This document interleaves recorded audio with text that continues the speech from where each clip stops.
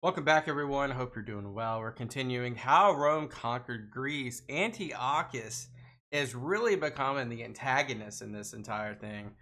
Um, we've seen basically a few wars prior but then he swooped in, took some Ptolemaic cities, really tried to play the card of we are liberating, we are rebuilding, and then Rome, the real hegemonic power of this time, swoops in and tries to protect a few individual independent city states, and then leagues start to combat, as well as Macedon kind of sides with Rome, as well as Eumenes and the Pergamons. They start to side with Rome, and it really puts Antiochus and the Seleucids in a bind, which now puts us into this interesting, fun video, which is going to be revolved around the Battle of Magnesia. Let's find out what happens. Glad you're here. Hit that like button. I appreciate you. Let's go. That the League's forces were defending the mountain passages, and an attack on Naupactos would prove difficult. Glabrio turned against Lamia, taking it with a surprise attack. The Propraetor's next target was Amphissa. The city was besieged, managing to resist until the Scipios arrived in August of 190. The Romans now had more than 50,000 troops in the region, but the campaigning season was about to be over, and the Romans didn't want to spend time fighting the Aetolians, so when the latter asked for another ceasefire, the Scipios agreed to a truce for an indemnity of 1,000 talents. Afterwards, the Romans turned towards Macedon and started negotiations with its king. In exchange for forgiveness of the war indemnity, the release of his son Demetrius, and minor territorial gains, Philip not only supplied the Romans and allowed them to pass through his kingdom, but 2,000 of his warriors joined the Scipios. Yeah, Philip and Macedon's kind of done a full 180 when it comes to their loyalty to Rome. Originally, they were kind of like competing in the region, but now they've kind of like bowed their head. In November of 190 BC, the Scipios finally reached the abandoned Lysimachia. Antiochus is often accused of making a mistake when he left Thrace undefended, as a few garrisons in the area could have slowed down the Romans, but the king was probably trying to get all available forces together for a general battle. That can be seen from the fact that the Roman navy took Phocaea and the king didn't do anything to retake it. Shortly, the Gallipoli Peninsula was controlled by the legionaries. At this point in time, Antiochus attempted to drag the king of Bithynia, Prusias I, to his Yeah, that went way off screen. I'm not even sure where that went. Side, but his diplomatic overtures failed, and Bithynia declared for the Romans, who crossed the Hellespont in late November. In Asia, the Scipios were greeted by an envoy from Antiochus and were offered a peace treaty. The king was ready to pay half of the expenses the Romans incurred during the war and leave the cities in Thrace and Troada. This is like the cut. I would say this is probably like the point of no return. If they do not accept this, you know for a fact that there is an agenda to wipe Antiochus off of Europe entirely, which technically Anatolia is Europe at this point, even though they're probably not using that word, but regionally they are. So let's see what happens. His offer was rejected. Yeah, they want him out. They want him not even close. They want him way back in Syria. And the counteroffer to pay the expenses in full and leave all the lands to the north and west of the Taurus Mountains was unacceptable. Some sources claim that Africanus' son Publius was captured by the Seleucids during a minor skirmish, and Antiochus offered to return him in exchange for peace. The victor of Zama didn't budge, and replied that in return for his son, he would give Antiochus III a bit of useful advice. The king would be wise to agree to Roman terms to avoid battle with the Romans. Gotta happen. With the negotiations failing, the legions, supported by the Attalid forces, marched south in December. The Scipios were worried that Lucius's command might be taken away by the next year's consuls, so they were eager to fight a battle before long. Antiochus was at Thyatira, where he received reinforcements from Galatia and Cappadocia. He then relocated to the north of Magnesia, planning to defend at the Hermos River. I mean, I don't think Antiochus has any shortage of troops. It's just these tactics and these specific alliances that Rome is able to kind of absorb. They're kind of like a blob that just keeps absorbing and getting bigger. That's the issue. As this was the best place to stop the Romans before they reached crucial Ephesus. A few days later, the army of the Roman Republic was in the area. The Seleucid army constructed a walled camp in the valley between the river Hermos and its tributary the Phrygius, with some of the infantry defending the crossing and a unit of Galatian cavalry to the west of the Phrygius. On the 15th, the first legionary units arrived on the scene. Initially, the Romans lacked numbers, and their attempts at fording were frustrated by Seleucid missile units, but more of them were arriving and pushing the defenders back. At this point, the order was given to the Galatians to attack the Roman right, leading to heavy casualties. Another group of Scipio's troops entered the battle, and their numbers overwhelmed the Galatians, who retreated with losses. The clashes continued for a day, as Antiochus also bolstered his contingents, but the sheer numbers of the Romans made the defense of the crossing untenable, since they started forcing the river in other places too, so the king ordered his soldiers back. After moving across, the Scipios started erecting a camp at the confluence of the Hermos and Phrygius, but were attacked yet again. The building of the camp was stopped a few times until the legionaries were forced to get into a battle line and push the king's troops back. After hours of skirmish, the camp was finally built. The Seleucids had much more cavalry than their foes, so the Romans wanted to fight near their camp in the narrowest part of the valley. So the cavalry doesn't flanks. Very smart. While Antiochus wasn't keen on giving up his advantage in the number of horsemen and preferred a wider section, so both armies formed up in front of their fortifications. This continued for 4 days, with neither side moving forward. I'm guessing that's their allies. They blew. But January was coming, so it was the Romans who advanced. However, Antiochus still didn't think that it was enough. On the 6th day, the Romans repositioned even closer to the enemy camp. The king I mean, they're very similar in size here, and of course they got the elephants.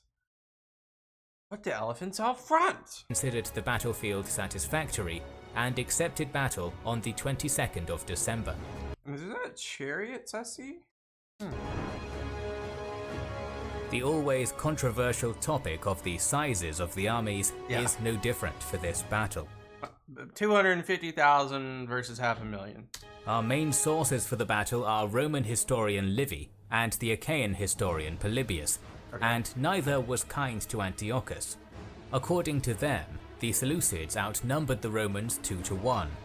It seems that both think that 25,000 or so legionnaires remained in Greece, but further events that we will talk about disproves this, and modern historians think that the armies were equal in size, each around 70,000. Big armies. Scipio commanded an army made up of 20,000 Romans, 40,000 Italian allies, and more than 10,000 Achaeans, Macedonians, Thracians, and Pergamene, among them 20,000 Hastati.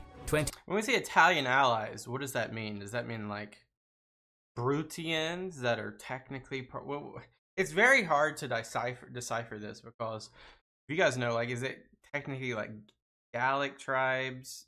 Is this, I'm not sure. Like, it's interesting. We got 20,000 Hastati, which is infantry, I think, maybe. Principes, I think that's light infantry. Pretty sure that's light infantry. Intrari, 8,000. Do they all have the same thing? So this has to be like heavy, light, and maybe skirmishers. That's my guess. 20,000 Principes, 8,000 triarii, and a few thousand velites. They were supported by 4,000 cavalry, majority among them the Roman and Italic equites and 1,000 Attalid heavy cavalry, 3,000 Pergamene and Achaean peltasts, 2,000 Macedonian phalangites, and others. The Romans had 16 North African elephants. That's right. Right. So they're playing Hannibal's game. But Scipio decided not to use them against the bigger and more ferocious Seleucid Indian elephants. Wait a second. The Indian elephant is bigger than the North African elephant? That's interesting. Because the African elephant and the subspecies of the African bush elephant, the largest of all the elephants, those two are so much bigger than the Indian elephant IRL. Like, I mean, this is IRL. You know what I'm talking about. So that's interesting. That's interesting. Maybe the North African elephant, I know we're just going off a tangent here. Maybe the North African elephant is alike or even smaller than the Indian elephant, given there's not a ton of vegetation up north in Africa, besides some hot spots and oases. Interesting.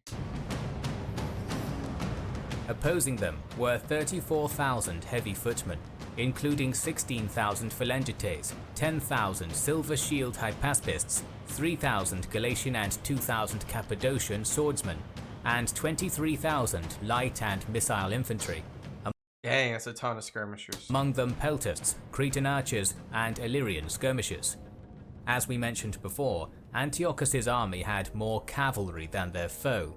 8,000 heavy cavalry made up of Armenian and Iranian cataphracts, Median Agema, and Hittyroi from the Macedonian elite, and 4,000 light horsemen from Galatia, Dacia, Dahe, Arabia, and Greek Asia Minor. What a Frankenstein-like army they got. But they got people all over. We got camels, we got light infantry, we got heavy infantry, we got tons of skirmishers, we got heavy cavalry. I think they might even have. Do they have elephants? Fighting as Tarentines. They have elephants too. The king also had 50. And chariots, war chariots, which I would imagine war chariots would start to be phased out or starting to phase out in this area. Maybe I'm off my rocker when I say that, but I feel like most of Greece did not use chariots because of the rocky mountainous. They were keen a little bit to horse, but mainly not much. But especially no chariots ever since the Trojan War. But in regard to the east, I know they're all the way back to the Assyrians. They love chariots. Persians love chariots. So this is interesting. I guess this is just tradition. 4 elephants and an unknown number of scythed chariots. If I'm wrong, let me know that. The Roman center and left wing, which was defended by the Phrygius, consisted of the legionaries in 3 lines, a traditional triplex eques in checkerboard pattern, with the left reinforced by 1,000 Roman horsemen and the elephants in reserve behind the center. The right, anchored by the Hermos, had Achaean and Pergamene peltasts in the first rank, and 3,000 cavalrymen in the second. Various units of skirmishers and velites formed the vanguard, while the Macedonian and Thracian allies remained to defend the camp, commanded by the military tribune Marcus Aemilius Lepidus. It's a famous name. The consul Lucius Scipio commanded the center, King Eumenes the right, and the former consul Gnaeus Domitius Ahenobarbus the left. So this is a big battle. Scipio Africanus had suffered from sickness for weeks, so it seems that it was his brother Lucius who was the overall commander. Okay. On the other side of the plain, the Seleucid center, commanded by General Zeuxis, was built around all the phalangites and Galatian infantry, divided into units of 1,500 footmen with 2 elephants between each battalion, for a total of 22 beasts. Antiochus himself commanded the right wing, with 4,000 heavy cavalry in the first line, 16 elephants and light dahe. God dang, think about that. You're getting hit with 4,000 armored cavalry, then 16 elephants, then more cavalry, and then, oh my goodness, that right side. I will be impressed if the Romans do anything over there. Cavalry behind them, with the silver shields behind them. The king's heir Seleucus was leading the left wing of the army, guarded by 4,000 heavy horsemen. In front of his force was a unit of scythed chariots, while the elephants and the light cavalry formed the second line, with the peltasts and Cappadocians positioned in the third line. The primary sources fail to place the missile infantry for Antiochus, but modern historians conclude that the skirmishers and the Arab camel archers were in the vanguard.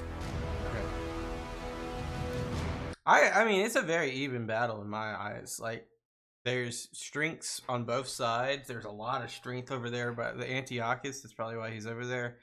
But the legionaries are pretty good. They're pretty good. I mean, I'm not too worried on the Roman center here. But we'll have to see kind of like how the allies handle it on the left, like over here. We'll have to see how Antiochus, if he lives up to that section over there. That section should win. But the middle two are, I think the middle should be Rome, and the bottom is toss up to. But they could all get routed. Let's see what happens. Again, our understanding of the early stage of the battle is uneven. It was customary for the skirmishers to open a battle, and it seems that it was the case in this engagement too. In this case, it is possible to deduce that the Romans gained an upper hand. Livy mentions that it rained prior to the battle, and that the Seleucid missile units, who relied on bowstrings, were at a disadvantage. After suffering casualties, Antiochus's archers started retreating behind the main line, and as the Roman skirmishers moved forward, it became dangerous to keep the elephants close to the front, as they tended to become frenzied under fire. The Seleucid center then closed its ranks. With no light footmen to defend the line, the Seleucid heir ordered his chariots to counterattack. A scythed chariot was a fearsome weapon against tight groups, but the Roman skirmishers were in a loose formation, so when the chariots charged, they were able to disperse and allow the enemy through. The skirmishers then turned and started sending volleys into the charioteers, while Eumenes then sent his light cavalry to attack them. Many horses and riders were killed, and the rest panicked and turned back to find refuge behind their lines. So far, Rome is doing everything right. And here comes the camels! At this point, the Arab camel archers were sent forward to assist the charioteers, as the Seleucid officers knew that the camels sent might scare the Roman horses and save the chariot corps. This backfired spectacularly, as the chariot riders were not able to control their horses anymore and basically smashed into their own camel riders. Oh my god. The details are scarce, but the Seleucid left, the whole left is done! We didn't even fight! Lost all cohesion and soon was attacked by the full force of the king of Pergamene. The light cavalry and the infantry weren't able to withstand this charge, and even though the Hetairoi and cataphracts were much more disciplined, they were more used to fighting as an attacking force. Slowly but surely they were first pushed back and then broken. Oh my. Well, if that was the left, the middle screwed. So, and it's things were completely different on the Seleucid right. Okay, yeah, that's the one I actually believed in. Owing to the fact that the width of the battlefield was 5 kilometers, which prohibited information from reaching the flanks in time. Seeing his missile infantry on the back foot, the Seleucid king allowed them to pass and then counterattacked with his heavy and light cavalry. This charge quickly scattered the enemy in front of them. The cavalry then got into a single line on the go, and that seemingly shocked the Roman left, who were marching forward behind their velites and now were in a wider place on the battlefield. Ahenobarbus attempted to widen his front by sending his small cavalry contingent to defend the flank. This wasn't enough. The Roman horsemen were crushed, and the side of the legionary formation was now open to further attacks. They're routed. Whoa, that... Apparently, the Seleucids destroyed the enemy formation here and started chasing them towards the camp. That's just a mini battle in the entire thing, though. Hundreds died in this chase, but eventually they reached the camp. And then Here, Lepidus attempted to form a line, but the panic was too strong, and his troops were ordered to kill the retreating legionnaires. Really? The harsh treatment finally stopped those attempting to run. Boyd... Dang, y'all just killed all your... Dang, that's crazy. That is insane. They're not like they're fleeing, and then... That's so subjective. The killing was so subjective there. Like, some of them died, and some of them, all right, well, you're here now. Let's form a line. Wait, what? Ancient warfare, bro. By the Macedonian pikes, the Roman line was able to put some distance between them and Antiochus. The king's light cavalry was supposed to attack from behind, but got too distracted by the riches of the camp, which gave the Romans enough leeway to put their back against the walls of the camp. Antiochus hadn't received any news from his army for some time and wasn't eager to attack the pikes, so he ordered his warriors to break off and return. Well, the people left in the camp are just chilling, I guess. Meanwhile, the Roman center pushed forward, and the remainder of the Seleucid right, seeing that their center would be surrounded, attempted to join them in defense. Oh god. Indeed, soon the center of Antiochus's force was encircled. Oh god, it's Cannae. For some time, the Romans tried to use their missiles to weaken the phalanx, but it wasn't too effective. Eumenes and Scipio knew that the Seleucid leader would eventually return, so they ordered a unit of cavalry to block him and commanded their heavy infantry to close in. The Phalangites formed a pike wall and attempted to retreat towards their own camp, but it was difficult while they were attacked from all sides. Antiochus's cavalry easily broke the unit sent to block them, but by the time they arrived, the phalanx was finally it's over. That's game. Broken, and its desperate members were chased and killed by the Roman cavalry. Some units were able to retreat from the battlefield, but it seems that the majority of the Seleucid army was either killed or captured. We don't have a good source for the Roman casualties, however it can be concluded that they were in the thousands. Antiochus's decision to place himself on the right, which was the place of honor, was the biggest mistake he made, as it precluded him from personally stabilizing the situation on his left. That left was just embarrassing. In the aftermath of the battle, Antiochus started retreating towards Epimea, while the Romans took Sardis. The king wanted to continue fighting, as his empire was vast and rich enough to field another army. But even the mightiest kings should consider the opinion of their subjects after two decisive defeats, and both the courtiers and commoners wanted peace. So in early 189 BC, Antiochus sent envoys to discuss the terms. The Roman demands were steep, but the Seleucids agreed without much discussion. The defeated empire had to withdraw from lands to the west and north of the Taurus Mountains, and pay 15,000 talents as war indemnity. The king also gave away all of his elephants with a promise not to procure more in the future. Oh, we're just gonna skip over Hannibal?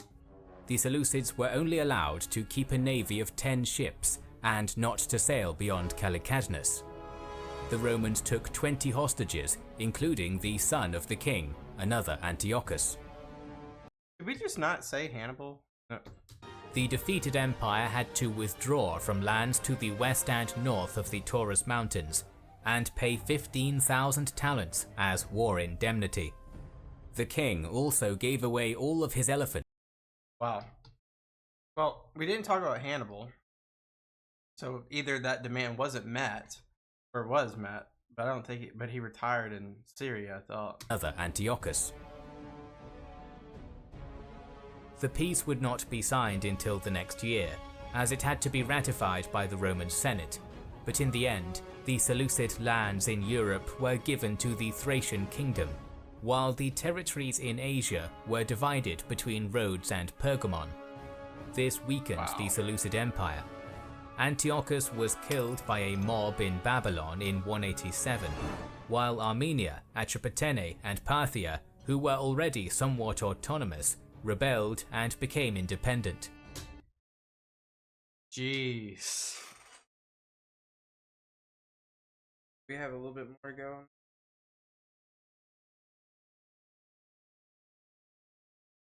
Basically, for today. Battle of Magnesia. Wow, Antiochus. I told you guys that right looks very formidable, and they won. But that left crumbled like a cookie. Like a cookie. In the middle, it looked like Kanai. I can never say Kanai. It looked like that. It was just horrible. Antiochus, I don't know what would have changed if he was in the middle, because those troops are just embarrassing on the left. Rome is Rome. They're gonna do what they're gonna do with their legionaries. And they had really good allies. The Pergamons, they did really good. So now Antiochus is dead. Seleucids, their territory has extremely been reduced, which is just the shades of yesteryear of the Alexandrian dynasty of, really wasn't a dynasty, but the Macedonian Empire, the remnants of that, and those great gains of territory are slowly just getting divided and sliced and partitioned through conquest. It is now to a point to where Rome is just eating off a plate, and they're helping people. Actually, they're not taking this territory, but they are leaving garrisons. They are doing things. So Rome is still the hegemonic power of the Mediterranean and outward, but there's still a lot to do. Thank you guys for watching. I will see you guys in the next one. Appreciate you. Peace out. Bye bye.